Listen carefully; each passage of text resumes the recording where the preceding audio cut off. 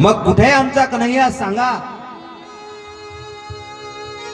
तुळशीच्या झाडाला विचारतात, हे तुळशी माता, तू देवाला अतिशय प्रिय आहे ना? मग तू देवाला जर प्रिय आहे तर सांग ना, कुठे आहे कन्हैया?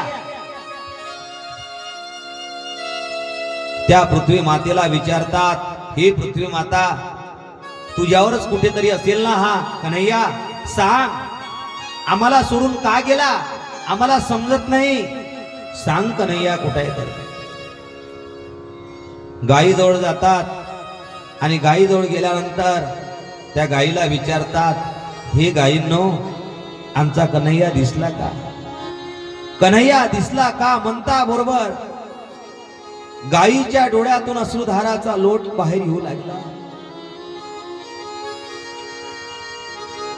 अरे गोपिकांनो, तुमच्या सोबत आमचा कन्हैया खेळत होता ना,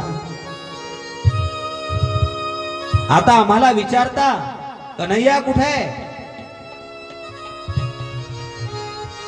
तुम्हीच सांगा आमचा कन्हैया कुठे आहे तर आम्हाला आणून द्या आमचा कन्हैया. आमचा लाला कुठे आहे? सांगा आम्हाला. गायी ढसा ढसा रडू लागल्या. दादा हरणीला विचारतात, की हरणी, तू तरी सांग आमचा कन्हैया कुठे गेलास तर. वृक्षांनो, तुम्ही तरी सांगा.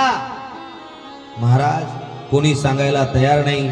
आज कन्हैया दिसत नाही, अंतर्धान पावलेला आहे.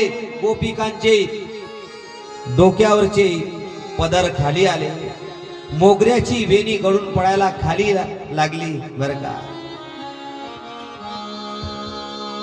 डोक्यावरची वेणी खाली पडली, पदर खाली पडले. गोपिकांची विराची अवस्था झाली आणि म्हणायला लागल्या, बास आमचा कन्हैया कुठे असेल सांगा.